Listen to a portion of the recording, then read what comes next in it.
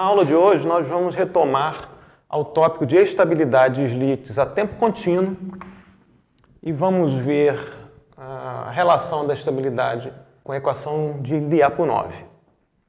Nós estamos falando de um sistema 1, de tempo contínuo, definido pela equação de estado x ponto de t é igual a x de t mais b u de t, controle u, estado x, saída y de t, que é dada por matriz C que multiplica x de t, mais matriz D que multiplica u de t. Em termos de equação de estado, isso aqui é uma equação de primeira ordem, a gente precisa de uma condição inicial, x0 é igual a x no instante t0, por exemplo, t0 igual a 0, se a gente quiser escolher dessa forma, pertencente ao Rn. O x aqui pertence ao Rn. Tá? X pertence ao Rn, U pertence ao Rnzinho, Y pertence ao Rp. Por conseguinte, a matriz A vai pertencer ao Rn por N, B vai pertencer ao Rn por Mzinho. Para efeito da estabilidade, a gente não precisa da equação de saída, tá? Mas a matriz C pertenceria ao Rp por N e a matriz D pertenceria ao Rp por Nzinho. E a gente viu antes, né, em uma outra videoaula, que o sistema assim definido é assintoticamente estável se a matriz A tem todos os autovalores com parte real negativa. E a gente demonstrou isso usando forma de Jordan, propriedades da matriz exponencial e decomposição em forma de Jordan. Eu vou colocar um cartão para essa videoaula. Tá? Então, só para relembrar, né, de resultados que a gente obteve em outra videoaula. O sistema é assintoticamente estável, ou seja, se a entrada do sistema for nula e eu partir de um estado x0 qualquer no Rn e deixar o sistema rodar ao longo do tempo, né, o estado converge, quando t vai para infinito, converge para o estado nulo. Então esse é o conceito de estabilidade assintótica. Isso vai ter que valer para qualquer estado x0 pertencente ao Rn. Nesse caso, o sistema é dito assintoticamente estável. Então a gente já guarda essa informação na nossa cabeça. Matriz A tem que ter autovalores com parte real negativa, para que o sistema seja assintoticamente estável. E agora a gente vai fazer um estudo da chamada equação de Lyapunov, né? E depois vai encontrar uma outra condição que tem que ser atendida para que o sistema seja assintoticamente estável. Então a equação de Lyapunov de que a gente está falando vai envolver matrizes que não tem nada a ver com as matrizes A, B, C e D do nosso sistema aqui. Tá? Depois a gente vai usar, né, a matriz A do sistema, que é quem de fato define a questão da estabilidade do sistema na equação de Lyapunov. Então a equação é a seguinte: A que multiplica M mais M que multiplica F é igual a H. Né? E aqui a matriz A pertence ao Rn por N. Não é coincidência, né? Nossa matriz A da equação de estados também é Rn por N. A matriz F vai pertencer ao Mzinho por Mzinho. E para essa equação ser dimensionalmente compatível, matriz M tem que pertencer ao Rnzinho por Mzinho e a matriz H também. Essa equação aqui, se você consultar a literatura de sistemas lineares, ou teoria de sistemas lineares, ela é chamada de equação de Lyapunov. Se você consultar a literatura de álgebra linear, essa equação aqui vai ser chamada também de equação de Sylvester. E a equação de Lyapunov é uma particularização da equação de Sylvester, quando essa matriz F aqui é substituída por A transposto. Tá? Mas seguindo a nomenclatura que é tipicamente utilizada na literatura de teoria de sistemas lineares, vamos chamar essa equação de Lyapunov. Essa equação de Lyapunov, ela é relativa a sistemas em tempo contínuo. Para sistemas em tempo discreto, vai ter uma outra equação de Lyapunov, mas é diferente dessa aqui. E qual a ideia da equação de Lyapunov? Eu conheço A, conheço F, conheço H e quero encontrar M, que satisfaz a equação. Vamos chamar a equação aqui 2, tá? Essa é a ideia de resolver a equação de Lyapunov. Qual vai ser a abordagem que a gente vai adotar aqui? Ao invés de tratar com essa equação matricial, a gente vai tentar modificar essa equação e transformá-la numa equação que seja um produto de matriz vetor igual a vetor.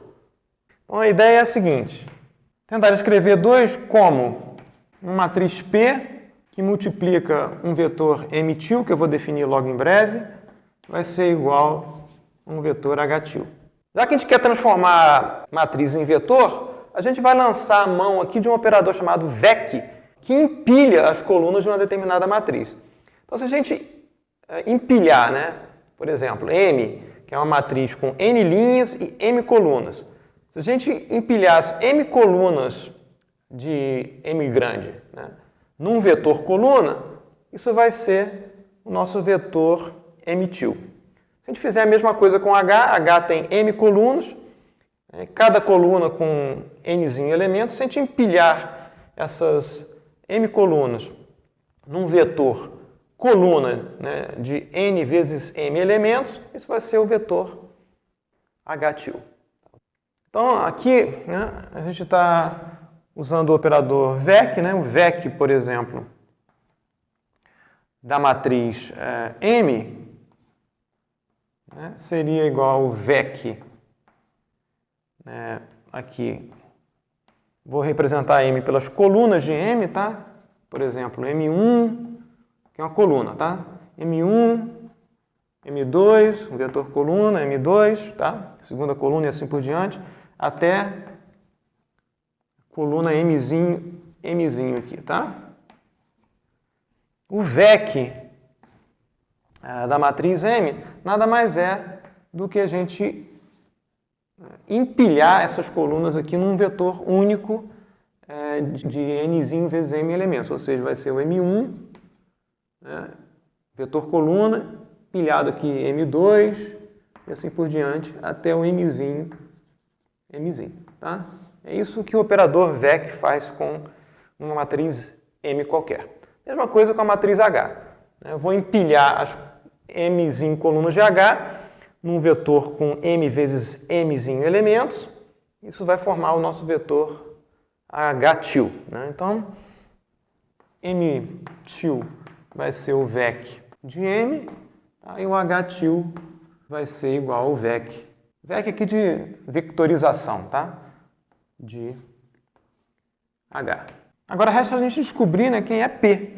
E qual é a ideia que eu já vou adiantar? Olha, se a gente conseguir descobrir quem é P e de alguma forma forçar que P seja invertível, a gente consegue encontrar M, que é o nosso objetivo. Eu quero encontrar a matriz M.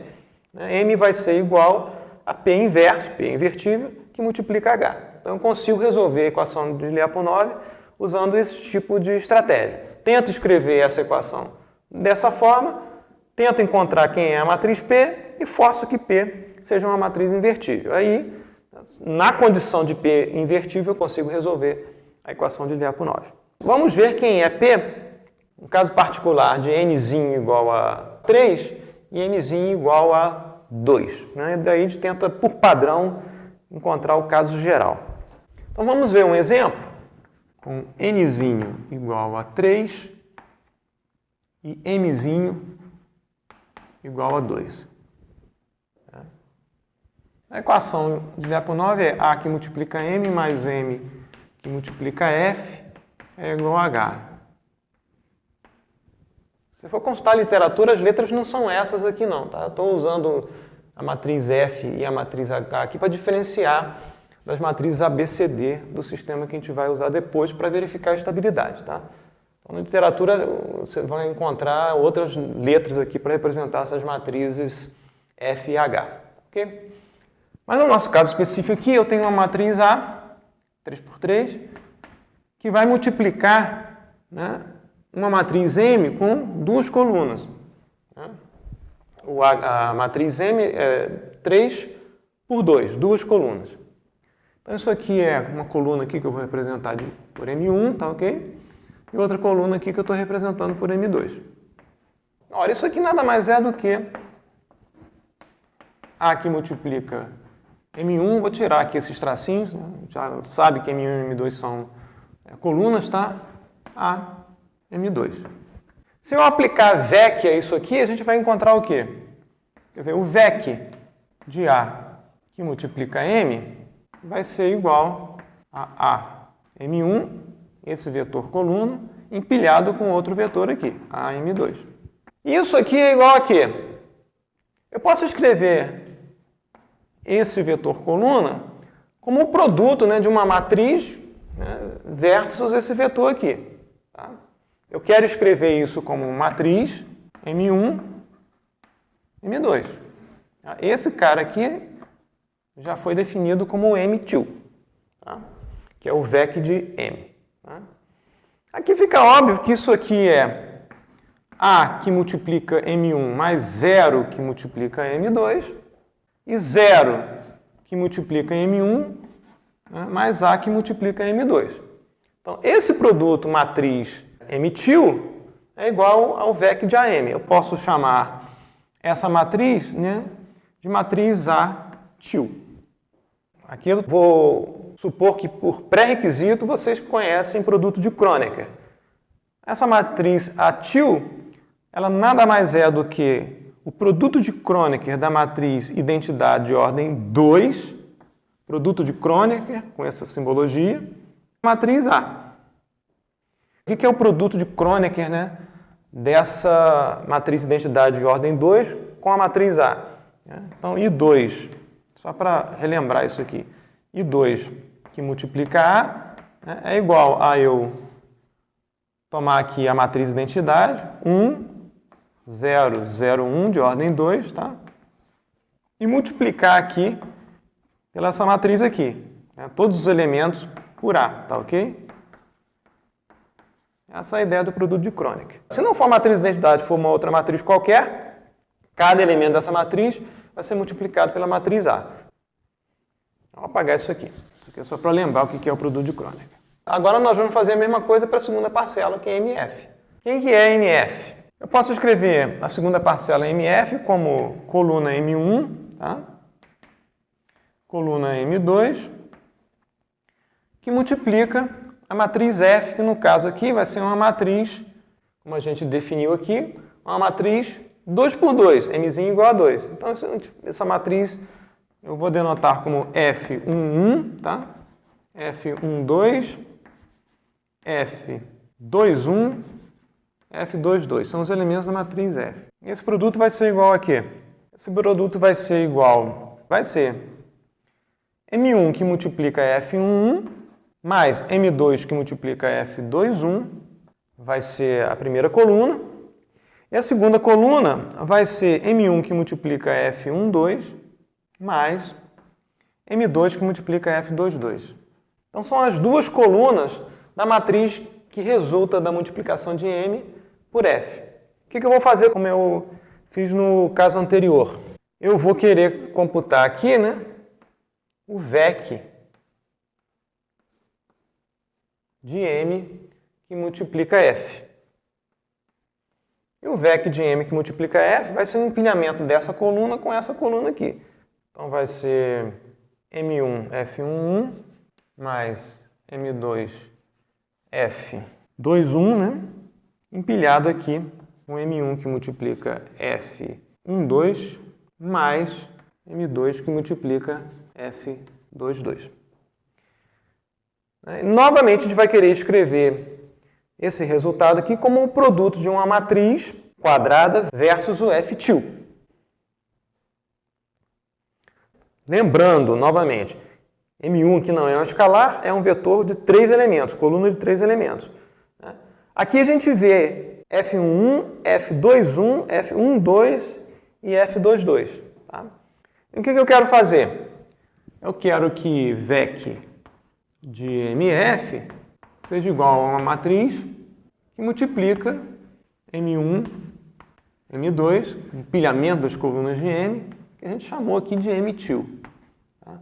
E essa matriz aqui eu vou chamar de F2. Tá? Quem é o F2? Se todo mundo fosse escalar aqui, tá? Quem é o F2? escrever aqui embaixo para ter mais espaço, né? Seria F11, F21, F12, F22, né? Então seria F11 que multiplica M1 mais F21 que multiplica M2, que é essa primeira coluna ali. A segunda coluna seria F12 que multiplica M1 mais F22 que multiplica M2, que seria a segunda coluna. Entretanto, eu não estou falando de elementos escalares. M1, M2 são vetores coluna de 3 elementos. Então, eu vou ter que multiplicar cada um desses elementos aqui por uma matriz, identidade de ordem 3. Tá? Precisa manter a compatibilidade dimensional desse negócio. Cada elemento do vetor coluna M1 vai ser multiplicado por F11. Cada um dos 3 elementos do vetor coluna M2 vai ser multiplicado por F21. Então, essa conta aqui, né, faz isso. Quando eu faço I3 que multiplica F11. Tá? Na hora que eu faço essa multiplicação I3 F11 vezes M1, eu estou multiplicando cada elemento do vetor M1 por F11. Então, isso funciona. E, da mesma forma que a gente viu antes, lançando mão do produto de Kronecker, F2 é o produto de Kronecker de quem com quem? Da matriz F transposta, nota que aqui é F11, F21, F12, F22, né? E a matriz F foi definida aqui, né? F11, F12, né? Então, estou transpondo a matriz. Produto de Kronecker com I3. Nota, cada elemento da matriz transposta é multiplicado por I3.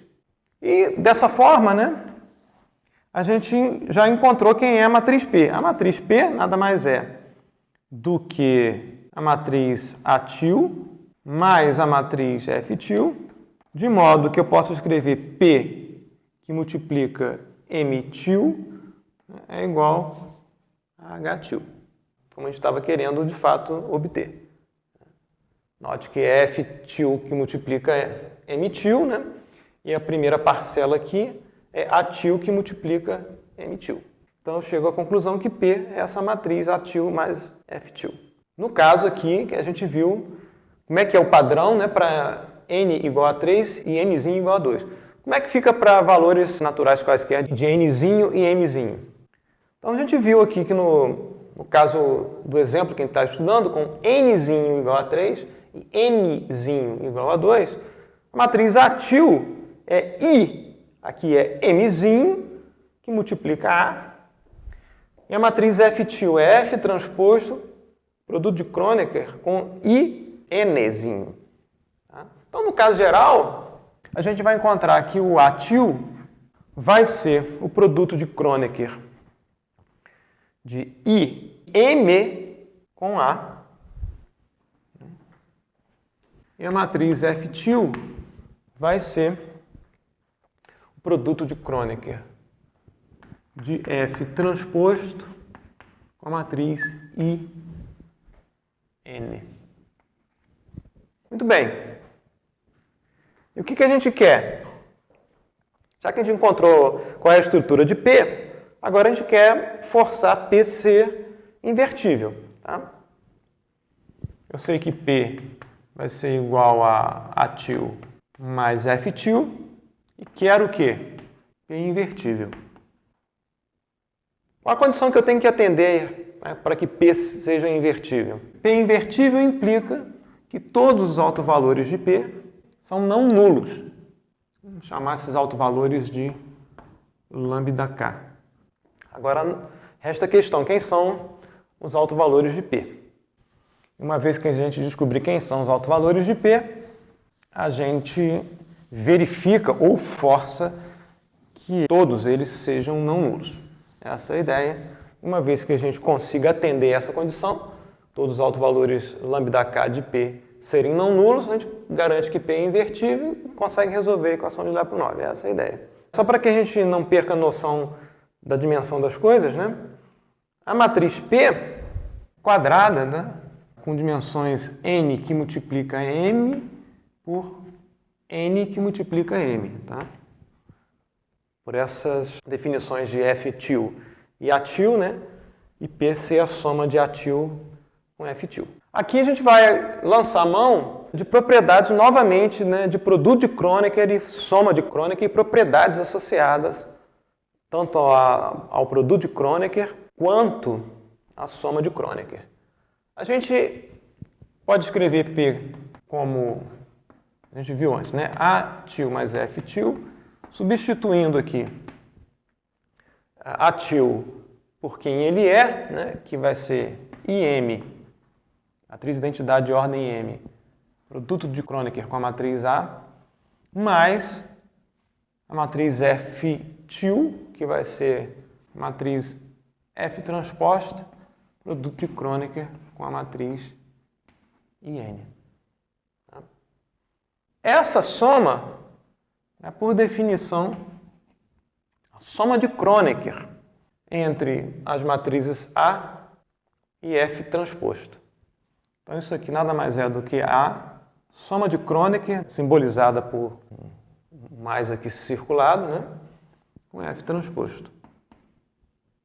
Novamente, isso vem lá de álgebra linear. Essa é uma das definições da soma de Kronecker. Tá? Existe uma definição que a ordem aqui da matriz de identidade é alterada. Tá? A gente vai usar essa definição aqui sem problema nenhum. E existe um resultado que eu vou puxar lá da soma de Kronecker, tá? Não vou demonstrar isso aqui, que é o seguinte: se a matriz P é dada pela soma de Kronecker entre as matrizes A e F transposto, os autovalores lambda_k de P associados aos autovetores CK, que K igual a 1, 2, 3, 4, 5 até N, M. Note, a matriz P é quadrada, né, com dimensão N que multiplica M. Então, portanto, tem NM autovalores, são dados por lambda_k vai ser igual a alfa_i mais ρj, onde alfa_i de 1, 2 até N são os autovalores de A associados aos autovetores VI, e ρj são os autovalores de F transposto, ou F, né? Porque F e F transposto têm os mesmos autovalores, tanto faz, né? Associados aos autovetores WJ. Um J aqui igual a 1, 2 e assim por diante, até Mzinho. Isso aqui é um resultado do tópico de produto de Kronecker, soma de Kronecker. No caso, por exemplo, já que está tudo escrito aqui, de P ser resultado do produto de Kronecker entre duas matrizes, né? Os autovalores de P, ao invés de serem aqui a soma, né, dos autovalores das matrizes associados aqui, vai ser o produto. Tá? Um outro resultado a gente não vai usar aqui, mas isso vem lá, né, de teoria associada a produto de Kronecker e soma de Kronecker. Lá da álgebra linear que eu estou importando para cá. Então a gente obtém aqui quem são, né, os autovalores da matriz P. Eles são lambda_k iguais a alfa_i mais ρj.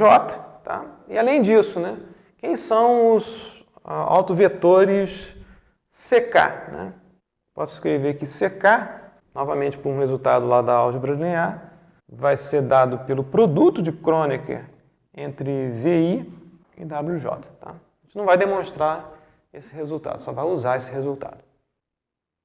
Bem, uma vez que a gente sabe que os autovalores de P são dados por alfa_i mais ρj, e a gente quer que nenhum desses autovalores seja nulo, P invertível aqui é obtido se lambda_k for diferente de zero, né, para K de 1 a Nzinho, Mzinho, o que implica, né, que alfa_i mais ρj tem que ser diferente de zero para I de 1 a N e J de 1 a Mzinho. Então essa é a condição que tem que ser atendida, né, para que a matriz P seja invertível. Soma dos autovalores da matriz A com os autovalores da matriz F, que são os mesmos autovalores da matriz F transposto, tem que ser não nula. Bem, antes de ver qual é a relação entre a solução da equação de Lyapunov e a estabilidade do sistema, vamos ver a relação entre os autovalores de A e os autovalores de A til. No caso dos autovalores de A, quem são? São lambdas, tais que PA de lambda, definido como determinante de lambda IN menos A igual a zero. No caso de A til, vão ser os valores de lambda, tais que PA til de lambda, definido como determinante de lambda INM menos A til, é igual a zero. Vamos trabalhar essa expressão aqui. Lambda I de ordem NM pode ser escrito como produto de Kronecker entre IM e IN. A til, como a gente viu antes, é o produto de Kronecker entre IM e A. Agora a gente pode colocar o IM em evidência aqui, à esquerda. Então, isso vai ser igual a IM, produto de Kronecker do que sobrou. Lambda eu posso passar aqui para dentro, tá? Vai ser lambda IN, né? E o que sobrou do lado de cá foi o A. Lambda IN menos A, que a gente definiu aqui como polinômio característico da matriz A. Agora vem um resultado importante desse tópico de produto de Kronecker.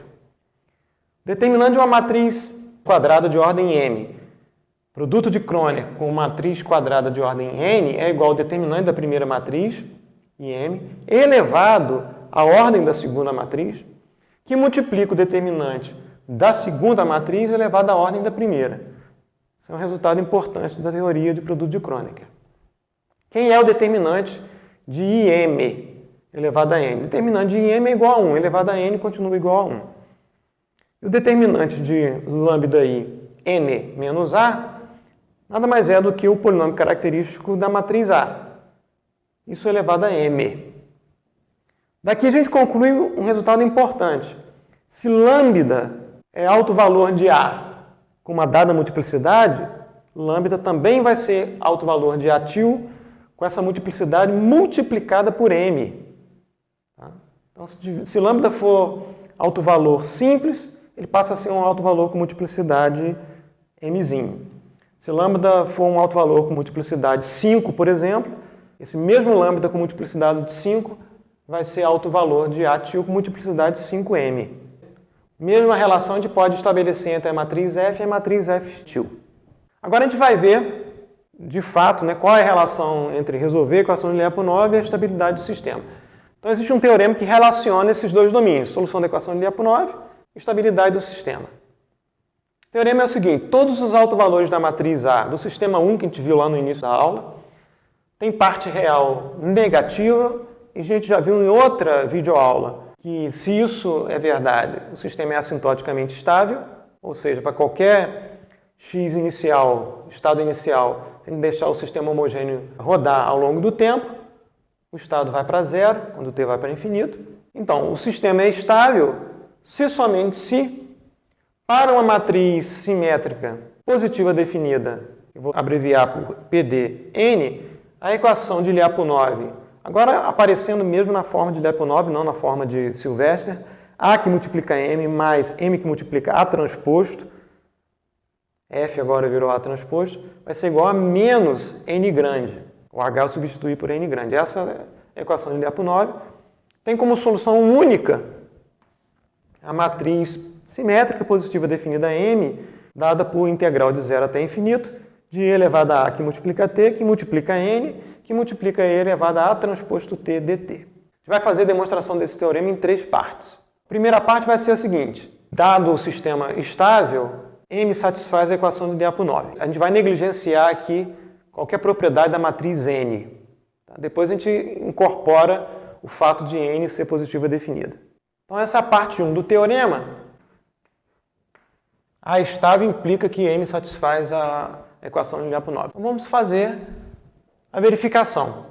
AM mais M multiplicado transposto é igual a menos N.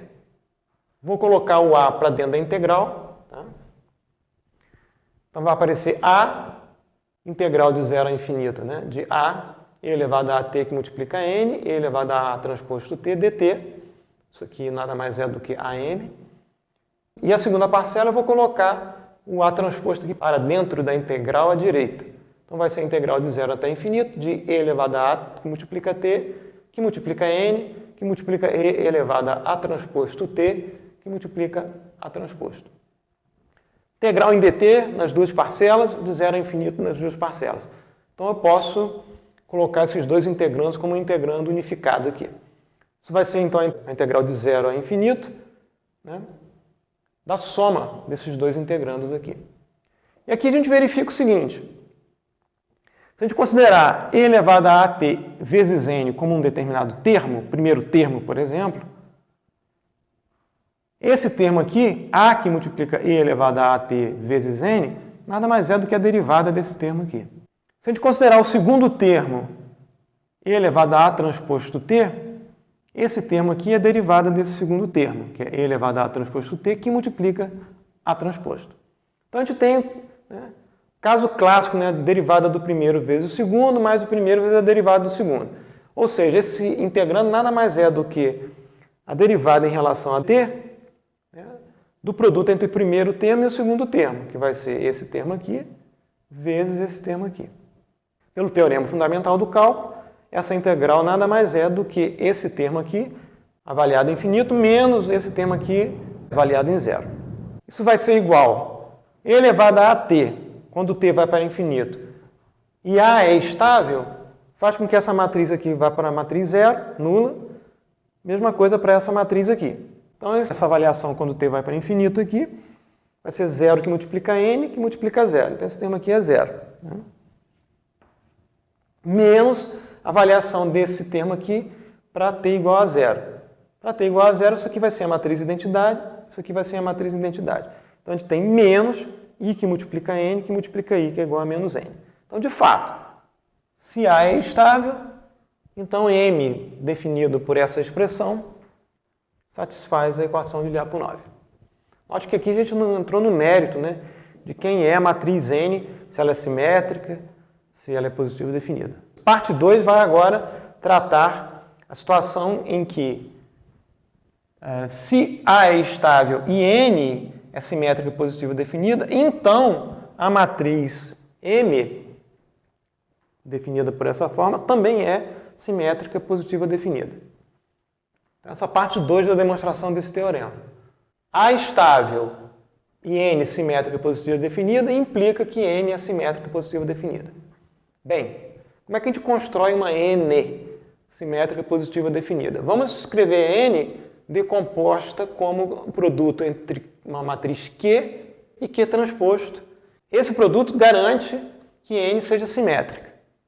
Mas eu quero que, além de simétrica, ela seja positiva definida. Aí vou ter que forçar, então, que Q seja invertível, ou não singular. Porque você tem um produto de duas matrizes invertíveis, logo N também é invertível, ou, de outra forma, positiva definida. O que acontece, né, se Q for invertível? Não existe V diferente de zero, vetor não nulo, tal que V transposto Q seja igual a zero. Caso contrário, esse V não nulo estaria no espaço nulo de Q, e o espaço nulo de Q tem dimensão nula, porque Q é invertível. E pelo mesmo motivo, não existe V diferente de zero, tal que V transposto E elevado a t Q seja igual a zero. Por quê? Q é invertível, e E elevado a que multiplica t é invertível para qualquer t. Isso por propriedade da matriz exponencial. Ela é sempre invertível. Então, a gente tem aqui uma matriz resultante, né, que é invertível, né, e dessa feita, o espaço nulo da matriz resultante desse produto tem dimensão nula, né, então não existe V diferente de zero, tal que esse produto aqui seja igual a zero. Bem, o que acontece, né, se a gente supuser que M é simétrica e positiva definida? Então, para qualquer V diferente de zero, esse escalar definido como V transposto MV é estritamente maior do que zero. Isso aqui define uma matriz M positiva definida. Então vamos verificar se de fato isso vale, dado o nosso N aqui. Então, para qualquer V diferente de zero, quem que é V transposto M que multiplica V? Vou colocar V transposto dentro da integral à esquerda e V dentro da integral à direita, tá?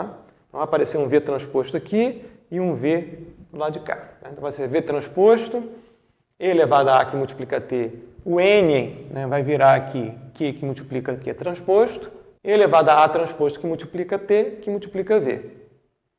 A gente observa agora, né, que esse vetor aqui nada mais é do que esse vetor aqui transposto e vice-versa. Então, isso aqui é o produto interno de dois vetores, que por definição é a norma 2 ao quadrado de V transposto, que multiplica E elevado a A transposto Q. Tomei esse cara aqui, por exemplo. Poderia tomar esse cara aqui. Seria também a norma 2 desse cara aqui. Novamente, integral em dt. Mas a gente acabou de verificar, né, que não existe V diferente de zero tal que esse vetor aqui seja zero. Ou seja, para V diferente de zero, não existe vetor aqui cuja norma 2 seja nula. Ou seja, esse integrando aqui é sempre positivo. Logo, a integral, né, de quantidades sempre positivas vai ser estritamente maior que zero. Porque esse cara aqui nunca vai ser igual a zero, né? Exceto na situação em que V é igual a zero, que é a situação trivial. Então, a gente demonstra que se A é estável, ou seja, todos os autovalores de A têm parte real negativa, e se N for simétrica positiva definida, ou seja, aqui tem que ser invertível nessa construção, então M é positiva definida. Então, a gente demonstrou aqui, né? Essa parte implica essa parte aqui, ou seja, A estável e N simétrica positiva definida implica M simétrica positiva definida. Agora a gente vai verificar a volta. Se M e N são simétricas positivas definidas, então A é estável, que é a parte 3 da demonstração. Parte 3, então, se M e N são positivas definidas, A é estável. O que significa M e N serem positivas definidas?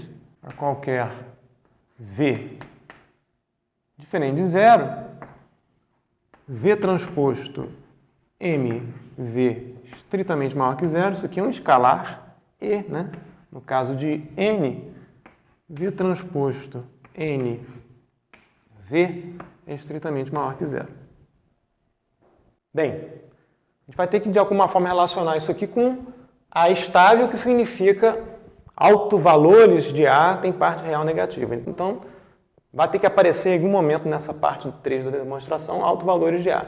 Então, se lambda K é autovalor de A, vamos colocar aqui, já que a gente está falando de parte real, autovalor complexo, tá? Associado ao autovetor VK.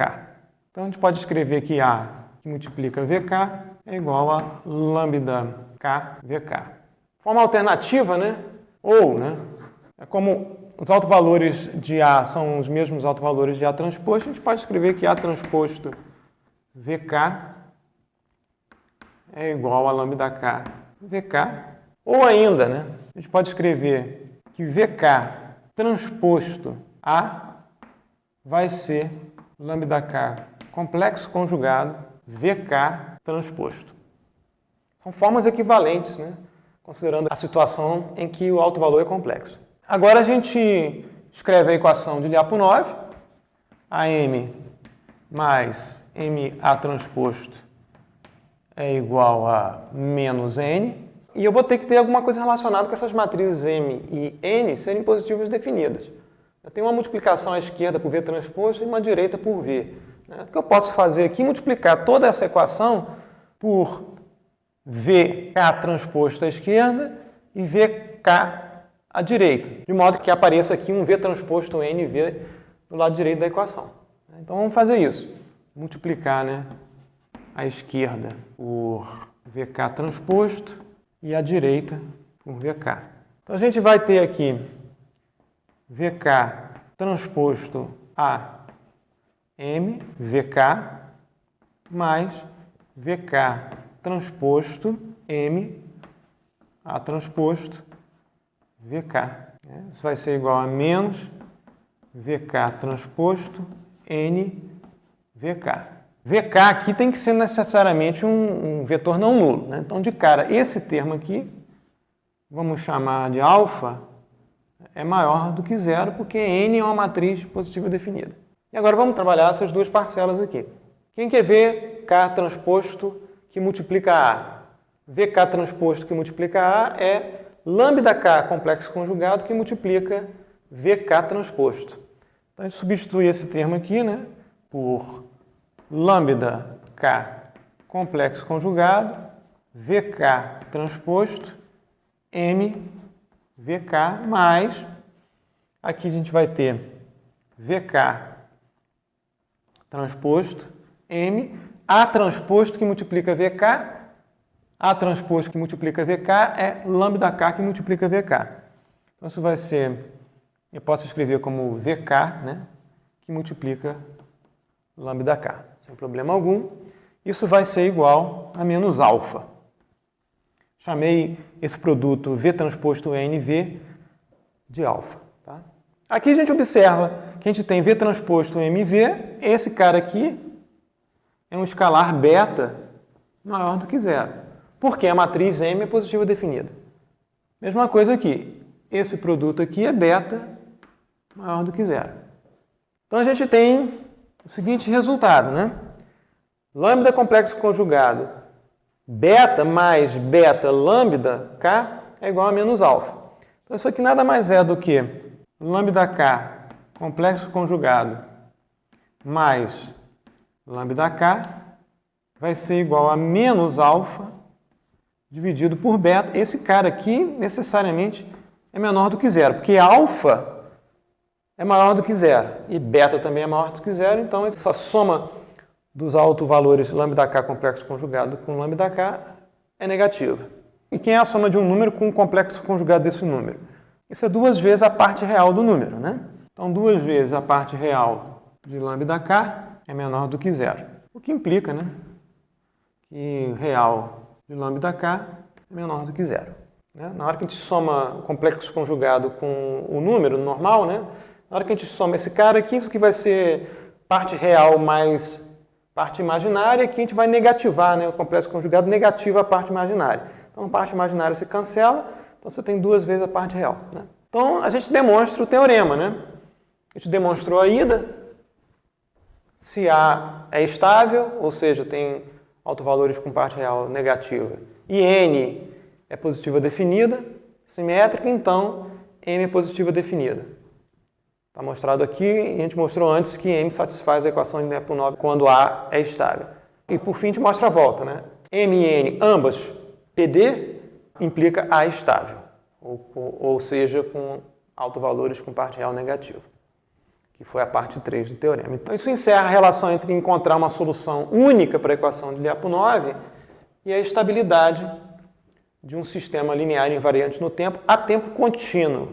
Como observação, esse tipo de matriz M, quando N é simétrica, é chamado de matriz gramiana. Né? No caso aqui de N, CQ, que é transposto, né? A matriz M tem essa forma integral de 0 até infinito, de E elevado a A que multiplica T, que multiplica Q, que multiplica Q transposto, que multiplica E elevado a transposto T dt, que é uma matriz simétrica, não necessariamente positiva definida. Né? Se eu forçar a matriz N positiva definida, então M também é. Né? Mas essa matriz com essa estrutura é chamada de matriz gramiana, ou gramiano puramente. Né? Mais à frente a gente vai ver que o gramiano, matrizes com essa forma, vão aparecer também associadas à observabilidade do sistema e à controlabilidade do sistema. A gente vai conseguir estabelecer critérios acerca de uma matriz gramiana associada à controlabilidade, mesma coisa para a observabilidade, para garantir que o sistema seja observável ou seja controlável. Tá? A gente vai ver isso numa outra videoaula mais à frente.